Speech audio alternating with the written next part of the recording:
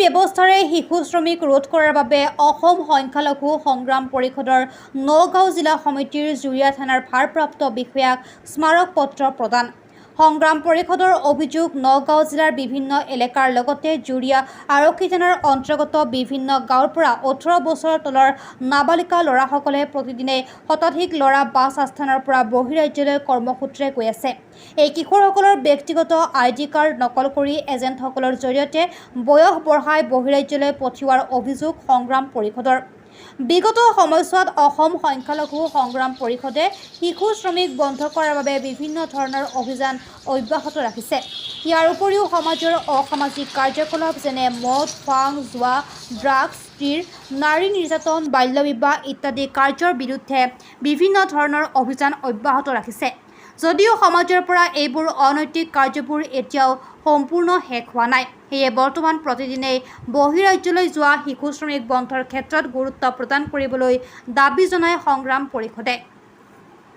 News desk report, any express 30।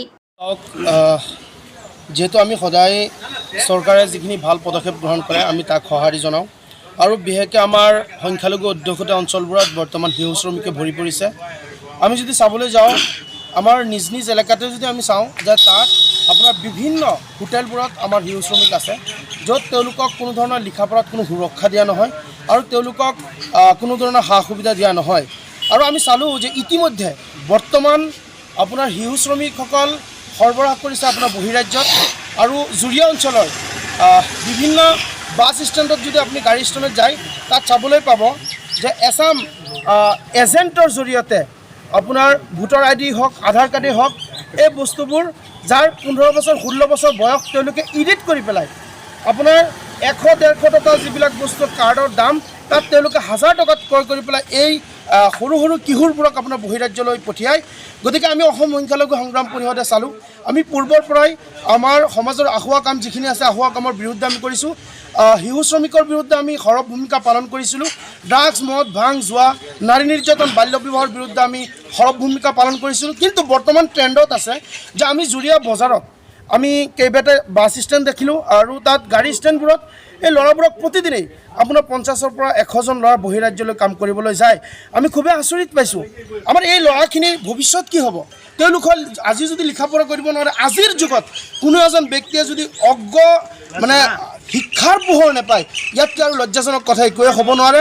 গতিকে অসমৰ মুখ্যমন্ত্ৰী ডক্টৰ হিমন্ত বিশ্ব শৰ্মা ডাঙৰীয়াই বিভিন্ন সময়ত আপোনাৰ শিশু শ্ৰমিকৰ বিৰুদ্ধে তেখেতে পদক্ষেপ গ্ৰহণ কৰিছে।